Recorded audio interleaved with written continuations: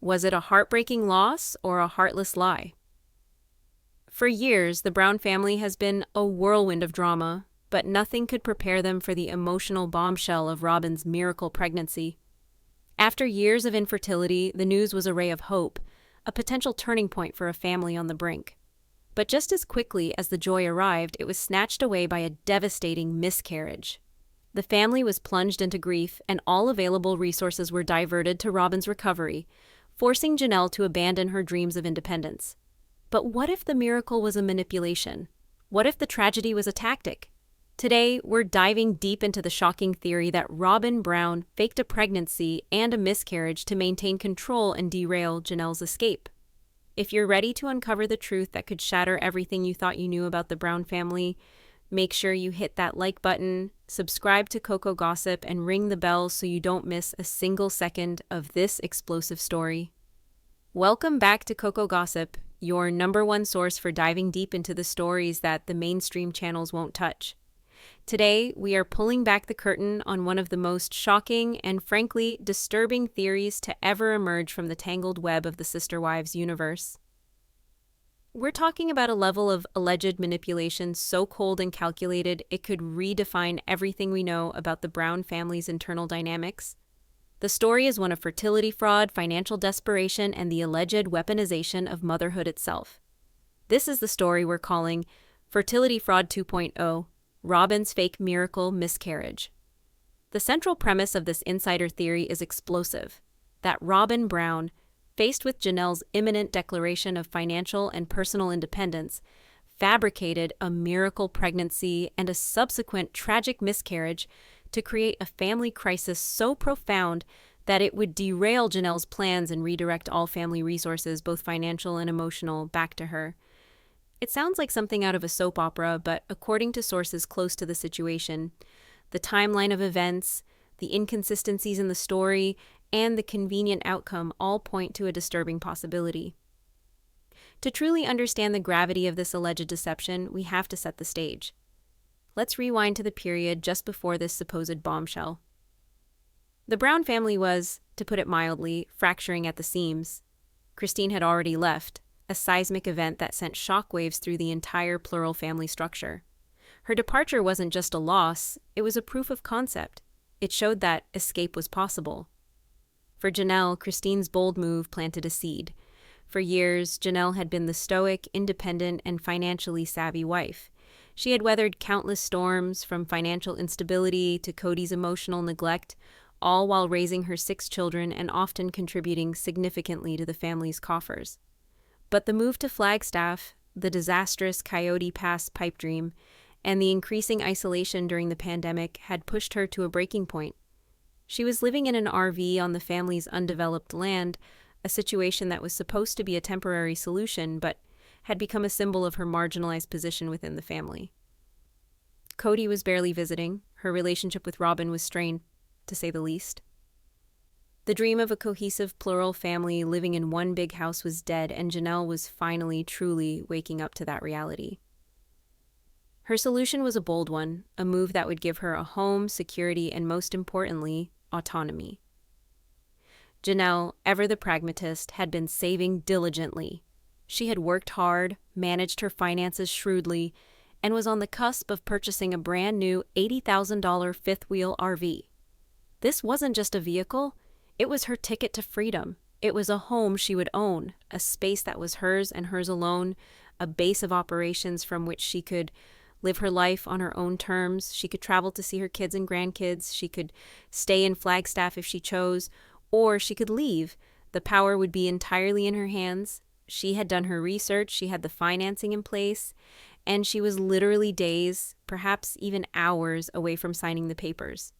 This purchase was the culmination of years of quiet frustration and a growing resolve to take back control of her life. It was, in no uncertain terms, Janelle's declaration of independence. And for Cody and Robyn, it was a terrifying threat. Janelle's financial contributions were a cornerstone of the family's precarious finances. Her departure wouldn't just be an emotional blow, it would be a financial catastrophe, especially for Robyn and Cody, who maintained a lifestyle significantly more comfortable than Janelle's. The palatial house, the expensive trinkets, the stay-at-home mom lifestyle. All of that was subsidized by the collective family pot, a pot that Janelle was about to stop contributing to. This is the critical context. Janelle is at the dealership, pen in hand, ready to sign on the dotted line. Her future is bright, and for the first time in a long time, it's a future of her own making. And then the phone rings. The news is a bombshell, an emotional cataclysm that stops everything in its tracks.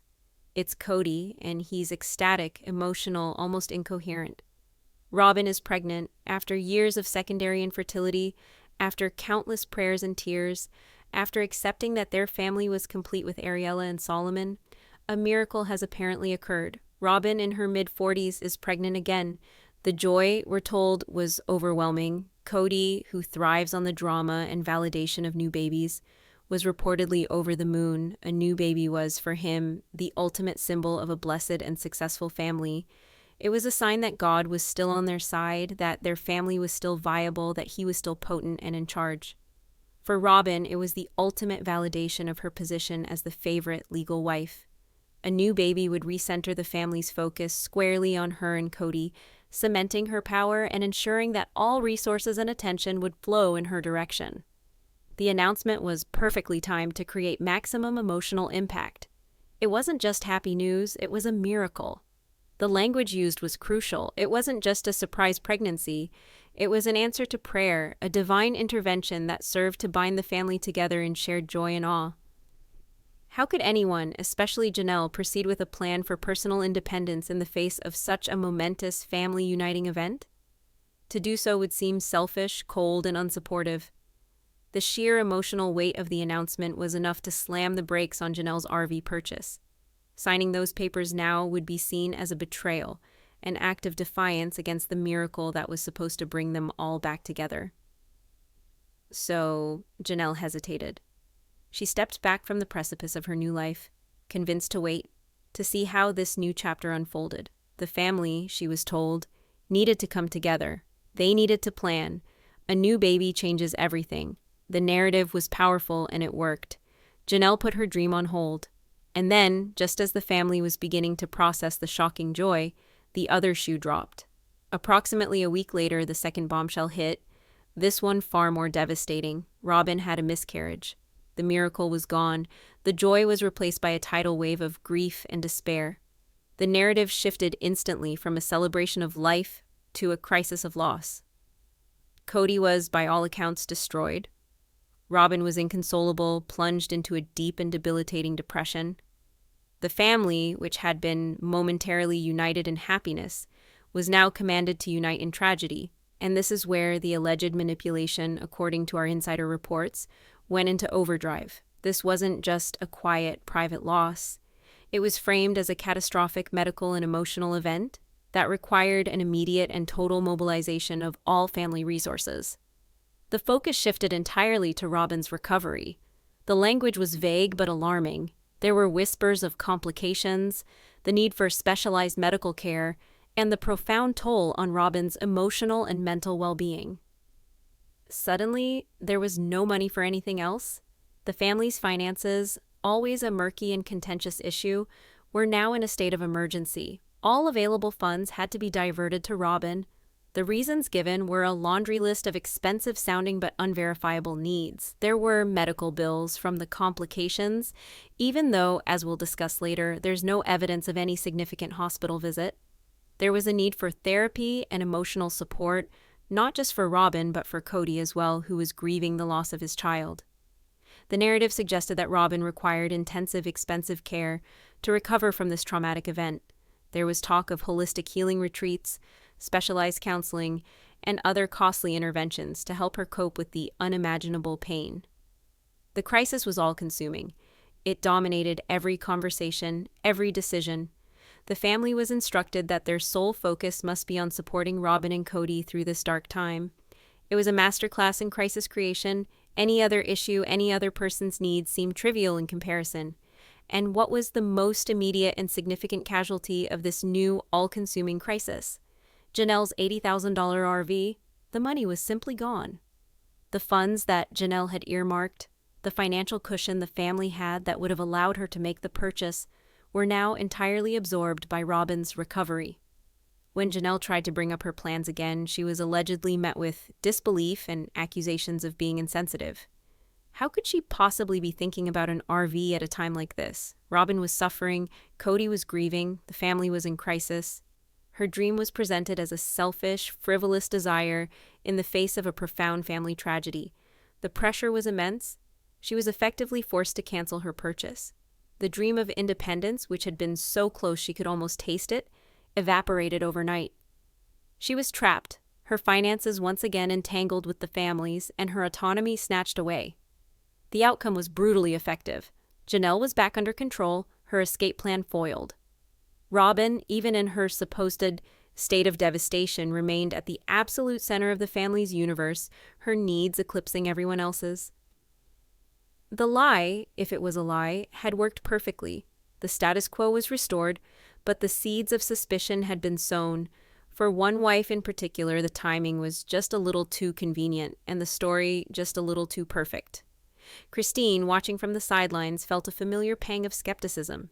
She had been through multiple pregnancies and losses herself, and something about Robyn's story just didn't add up. And she wasn't the only one. The unraveling of this great alleged deception was about to begin. The first person to officially sound the alarm, at least internally, was Christine. This is a crucial detail because Christine is not just any observer. She is a woman who has given birth to 6 children. She has experienced the highs and lows of pregnancy, the physical realities, the emotional roller coaster, and the medical processes involved. She has also, and this is tragically important, experienced miscarriages herself. She knows the look, the feel, and the grim practicalities of pregnancy loss. And from her perspective, Robyn's story was riddled with red flags from the very beginning. The first clue for Christine was the complete and utter lack of any tangible proof.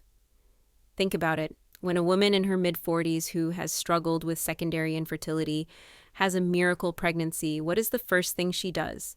She goes to a doctor. She gets a blood test to confirm the HCG levels. She gets an ultrasound to confirm a viable pregnancy, to see the heartbeat, to get a due date.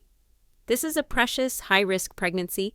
It would be monitored intensely from the very first moment. Yet, in Robyn's case, there was none of that. There were no ultrasound photos gleefully passed around. There was no mention of a specific doctor's appointment or a due date. The announcement was pure emotion, completely devoid of any medical facts. Cody was the one broadcasting the news, but it was all filtered through the lens of feeling and miracles, not medicine. Christine, ever the pragmatist beneath her bubbly exterior, found this immediately strange. For a woman as meticulous and, let's be honest, as attention-seeking as Robyn, wouldn't she want to share every single detail of this miraculous event? Wouldn't she have a folder full of sonograms and blood test results to validate her miracle? But there was nothing, just words, just a story. Then came the miscarriage, and again, for Christine, the details felt wrong. The narrative was one of a major medical crisis, of complications so severe they drained the family finances. But where was the evidence of this crisis? A miscarriage, especially one with complications in a woman of Robyn's age, would almost certainly involve a hospital visit, a D&C procedure, or at the very least, a series of follow-up appointments with an OB/GYN. There would be paperwork. There would be medical bills, yes, but they would be specific bills for specific procedures from specific facilities. Instead, the family was presented with a vague, amorphous financial black hole labeled Robyn's recovery. The money was just needed. For what precisely? The answers were never clear. It was for her emotional well-being, for treatments, for healing. These are all things that are impossible to verify, impossible to question without seeming cruel. It was the perfect, unaccountable crisis. Christine had seen Robyn navigate other medical issues in the family before. She remembered the intense documentation and drama surrounding Solomon's RSV scare and Ariella's eye condition. Robyn was typically a stickler for medical details when it suited her narrative. The complete absence of them now was deafening. It was a story with no setting, no supporting characters like doctors or nurses, and no props like prescriptions or hospital bracelets. It was a ghost story, and Christine wasn't buying it. Her suspicions festering, Christine knew she couldn't confront Cody. He was fully under Robyn's spell, wrapped up in the drama and his own performance of grief. He would see any questions as an attack, as a betrayal of the family's solidarity in this time of tragedy. So, she turned to the one person she knew would approach the situation with a logical, medically informed, and no-nonsense perspective. Madison, Maddie, Janelle's daughter, is a nurse. She's practical, intelligent, and has a deep understanding of how the medical world actually works. She isn't prone to the emotional flights of fancy that dominate the Brown family's internal life. For Maddie, facts are facts, and symptoms are data. Christine, in a quiet, confidential conversation, laid out her concerns. She explained the timeline, the sudden miracle pregnancy with no doctor's visit, followed just a week later by a devastating miscarriage with vague but financially catastrophic complications. She shared her unease about the lack of any proof, any medical terminology, any real-world details. Maddie listened intently, and as Christine spoke, her expression reportedly grew more and more serious. The investigation, as it were, had begun. Maddie started asking a series of pointed clinical questions that a nurse would ask to assess a patient's story. What were her initial symptoms of pregnancy? Was she tracking her cycle? Did she take an at-home test? What were the complications of the miscarriage? Was it excessive bleeding? Did she have a fever, a sign of infection? What treatment did she supposedly receive? Was it a surgical procedure? Was she given medication? Christine, of course, had no answers because Robyn had provided none of these details. She had only provided the emotional headlines. Miracle baby, tragic loss. This is where Maddie's professional expertise blew the story wide open. According to our insider reports, Maddie pointed out a cascade of major inconsistencies. First, the timeline. Announcing a pregnancy and then miscarrying a week later is, of course, possible. It's often what's known as a chemical pregnancy, an early loss that occurs shortly after implantation. But here's the key. A chemical pregnancy, while emotionally painful, is not typically a major medically complicated event. It doesn't usually require extensive, expensive treatments or lead to a prolonged, debilitating physical recovery that would drain tens of thousands of dollars. It's a tragic but physically straightforward early loss. For Robyn's story to be true, for the miscarriage to be both sudden and a massive financial drain, there would have to have been a much more serious event, like a later-term miscarriage requiring emergency surgery or a severe hemorrhage, but there was no evidence of any of that. No 911 call, no rush to the emergency room. The entire crisis played out behind the closed doors of Cody and Robyn's home. Maddie also pointed out the inconsistencies in Robyn's alleged symptoms. The stories that trickled out were all about emotional devastation, but there was little mention of the physical reality of a miscarriage. Robyn was supposedly too emotionally fragile to leave the house, but there were no reports of her being physically bedridden, as someone suffering from serious complications might be. Furthermore, the idea of diverting $80,000 for medical and emotional recovery from an early miscarriage struck Maddie as utterly preposterous from a medical standpoint. Even in the American healthcare system, known for its exorbitant costs, an early-term miscarriage, even with complications and follow-up care, would not generate bills of that magnitude. And while therapy and emotional support are vital, they also do not cost $80,000 in the span of a few weeks or months. The numbers just didn't make sense. The scale of the financial crisis did not match the scale of the alleged medical event. It was like using a fire hose to water a houseplant. The conversation between Christine and Maddie was a turning point. Christine's gut feelings, her maternal intuition that something was deeply wrong, were now backed up by Maddie's clinical, fact-based analysis. The story wasn't just suspicious, it was medically implausible. It was a narrative constructed for emotional effect, not one that reflected a real-life medical event. The lack of evidence, the convenient timing, the disproportionate financial fallout. It all pointed not to a tragedy, but to a performance, a fabrication, but suspicion, no matter how strong, is not proof. Christine and Maddie now believed that Robyn had likely lied, but they had no way to prove it. Cody would never believe them. Janelle, caught in the middle and conditioned to prioritize family harmony, might be swayed, but without concrete evidence, it was just their word against Robyn's tearful, heartbroken performance. It seemed they were at a dead end, stuck with the knowledge of a terrible deception but powerless to expose it. They needed a smoking gun, and then, from the most unexpected of places, one fell right into their laps. They needed someone who was on the inside, someone who had seen the script before the play was staged. And as fate would have it, that person was about to break their silence. The world of plural marriage, especially one lived in the public eye, is a small and often vicious one. Secrets are a currency and alliances are constantly shifting. Robyn, in her quest to build her fortress with Cody, had left a trail of former friends and confidants in her wake. People who had once been close to her but were cast aside when they no longer served her purpose. It was one of these former friends, a woman who had known Robyn for years, both before and after she joined the Brown family, who held the key. Let's call her Deborah. Deborah had watched Robyn's ascent with a growing sense of unease. She had seen the subtle manipulations, the crocodile tears, and the masterful way Robyn could play the victim to get what she wanted. But for a long time she had stayed silent, chalking it up to the messy dynamics of the family. But when news of Janelle's thwarted RV purchase reached her, something snapped. She knew Janelle. She respected her work ethic, her resilience, and her devotion to her children. To see Janelle, a woman who had given so much to the family, be so cruelly and publicly blocked from her one chance at a sliver of independence was, for Deborah, a bridge too far. She decided that her loyalty to the truth and to a woman she felt was being unjustly victimized was more important than any lingering allegiance to Robyn. Deborah was disgusted by what she saw as the weaponization of the sacred bonds of motherhood and family.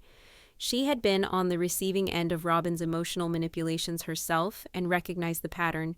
She knew she had proof, a digital breadcrumb trail that Robyn had foolishly left behind. She scrolled back through her text messages, back to that specific week. And there it was, glowing on the screen, a conversation that laid the entire conspiracy bare.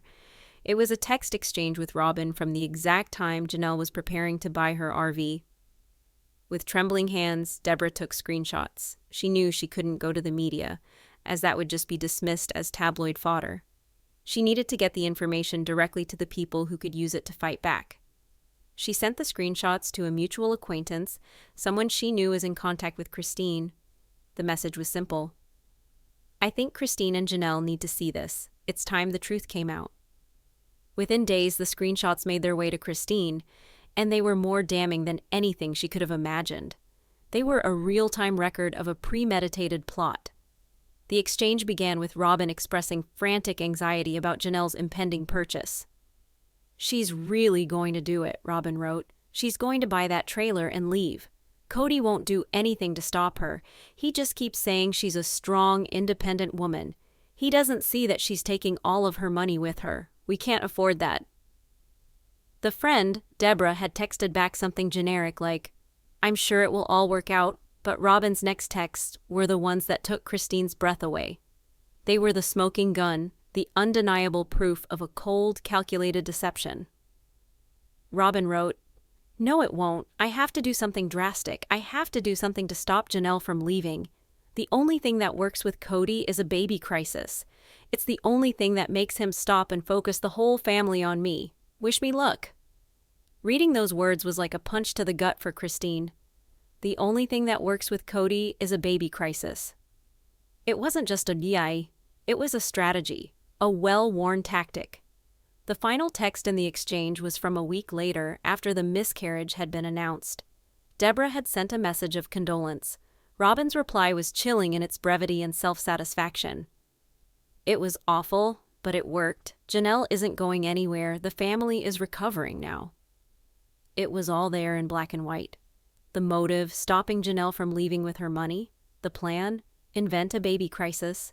The execution, a fake pregnancy followed by a fake miscarriage. And the result? Success. Christine immediately called Janelle. She didn't try to explain over the phone. She just said, I have something you need to see. It's about Robyn. Can you meet me now? They met in a neutral location, a quiet corner of a park. The air was thick with tension. Janelle, still reeling from the emotional whiplash of the past few weeks and the loss of her dream, was wary. Christine simply handed her the phone with the screenshots displayed.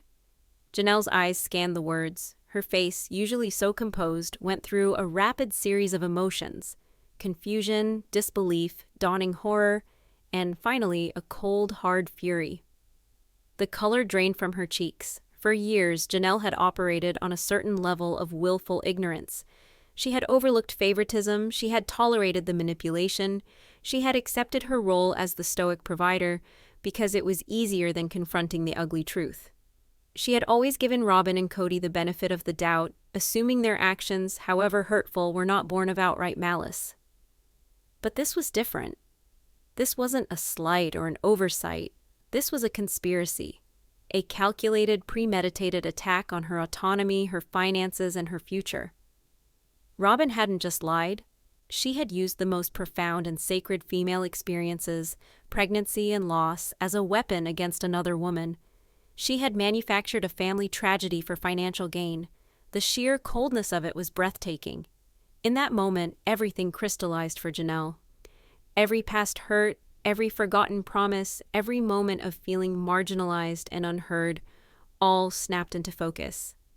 She saw Robyn not as a sister wife, but as an adversary, an enemy who would stop at nothing to maintain her position of power and control. The grief she had felt for Robyn's loss curdled into disgust. The sympathy she had felt for Cody's pain turned to contempt. She had been played for a fool, and she knew it. The win, in this horrific context, was the absolute clarity that came with the betrayal. There were no more gray areas. There were no more excuses to be made. The line had been drawn. Janelle looked up from the phone, her eyes meeting Christine's. There was no need for words. They both knew what had to happen next. This wasn't something that could be swept under the rug or discussed in a therapy session. This required a confrontation, a reckoning. The confrontation was not a dramatic screaming affair. It was something far more chilling. It was cold, quiet, and surgical. Janelle and Christine decided to approach Cody first and to do it on neutral ground, away from Robyn's house, which they now viewed as enemy territory. They arranged to meet him at Christine's place under the pretense of discussing logistics related to the children. When Cody arrived, he was in his typical blustering form, probably expecting a conversation about schedules or finances he could dominate and dismiss. But the atmosphere was different. Janelle, who usually deferred and avoided conflict, was unnervingly calm and direct. Christine was a silent, solid presence at her side. "Cody, we need to talk to you about the miscarriage," Janelle began, her voice even and steady. Cody immediately launched into his grieving father routine. "Oh, it's just been so hard," he started. "Robyn is just a wreck. We're all just trying to heal." Janelle cut him off. "Stop," she said, the word hanging in the air with uncharacteristic force. "We know it was a lie." Cody's face froze. He blinked, a flicker of confusion in his eyes. "What are you talking about? How dare you? That is the most insensitive." Christine spoke for the first time. "We have proof, Cody." And with that, Janelle placed her phone on the table in front of him, the text messages glowing on the screen. Cody stared at the phone. He picked it up, his hands trembling slightly. He read the first text, then the second. His face went pale. He read Robyn's words. "The only thing that works with Cody is a baby crisis." He read her triumphant, chilling conclusion. "It was awful, but it worked." The silence in the room was absolute. The cold, calculated, emotional manipulation, spelled out in Robyn's own words, was laid bare. There was no ambiguity, no room for interpretation. It was a confession. Cody's reaction was not one of immediate anger at Robyn. Instead, it was a volatile explosion of narcissistic injury. He was not angry that Robyn had lied. He was humiliated that he had been so easily fooled and furious that he had been caught. He threw the phone down on the table.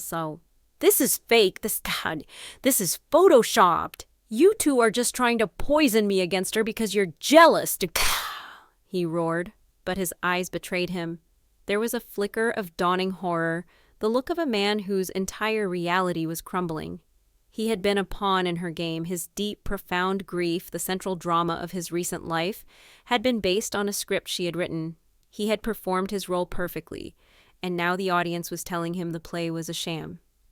But Cody's ego would not allow him to admit he'd been duped. Admitting Robyn had lied so fundamentally would mean admitting his own judgment was worthless. It would mean admitting that Christine and Janelle were right. So he did what he always does. He attacked. You are miserable, and you want everyone else to be miserable too. Robyn would never do this. She is a good, sweet woman who has only ever tried to love this family. Janelle didn't flinch. The anger was gone, replaced by a profound and final sense of pity and disillusionment. She saw him clearly, perhaps for the first time in decades. He wasn't a patriarch, he was a puppet. "It doesn't matter if you believe it or not, Cody," she said, her voice filled with a weariness that went bone deep. "I believe it, and that's all that matters for me now." That was the moment of her true liberation. It wasn't about convincing him anymore. It wasn't about winning the argument. It was about declaring her own truth and acting on it. She was completely and utterly vindicated. She stood up. "I'm separating my finances. Effective immediately. I'm moving forward with my plans. You and Robyn can figure out how to pay for your lifestyle on your own." Cody was left sputtering, speechless. The foundation of his control, the collective family pot that Janelle so faithfully contributed to, had just been pulled out from under him. The win for Janelle wasn't just about the RV, it was about the complete and total reclamation of her life. She realized the lengths Robyn would go to control the family, and she was done playing the game. She walked out of that room, a free woman, leaving Cody to stare at the evidence of the lie he was too weak to accept. The aftermath of this event was not a singular explosion, but a permanent toxic fallout that poisoned the remaining foundations of the Brown family. For Janelle, the confrontation was a final, definitive end. She immediately took the practical steps she had promised. She met with a financial advisor and began the complex process of separating her assets from the convoluted mess of the family's finances. It wasn't easy, but she was relentless, driven by the cold fury of her newfound clarity. She revisited the RV dealership not with hesitation, but with the unshakable confidence of a woman who knew her own mind.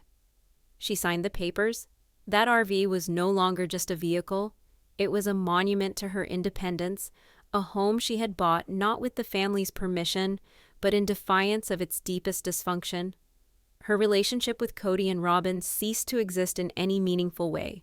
The trust was not just broken, it was vaporized.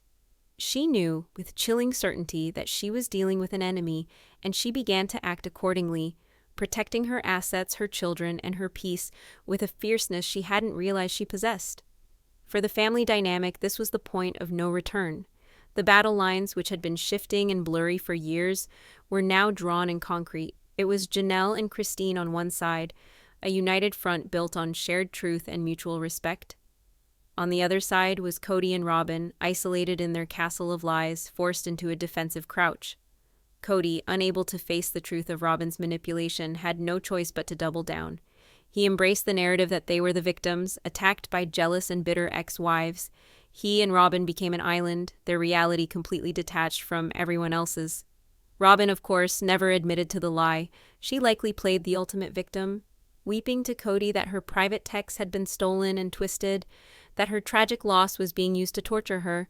She would have framed herself as the wounded doe, surrounded by vicious predators, and Cody, desperate to believe in the fantasy of his perfect, loyal wife, would have believed her, because the alternative was simply too devastating for his ego to bear.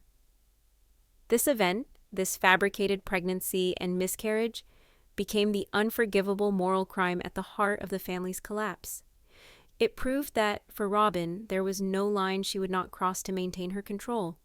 She had taken the most sacred and painful aspects of womanhood, the hope of creating life and the devastation of losing it, and had twisted them into tools of financial and emotional coercion. It was a profound violation. For women like Christine and Janelle, who had carried and birthed 10 children between them, who understood the physical and spiritual weight of pregnancy, this was not just a lie, it was a desecration. It was a mockery of every real mother, every woman who had actually suffered a miscarriage, every family that had truly grieved. It revealed a shocking emptiness at her core, a willingness to exploit anything and anyone to get what she wanted. This wasn't just about family politics anymore. It was about a fundamental lack of moral character. And that, more than any argument over property or jealousy, is what ultimately made reconciliation impossible. The family didn't just break apart. It was shattered by the revelation of a lie so dark it extinguished any remaining light. Janelle got her RV, but she lost what was left of her family, and in the end, it was a trade she was more than willing to make because she had finally, truly bought her freedom.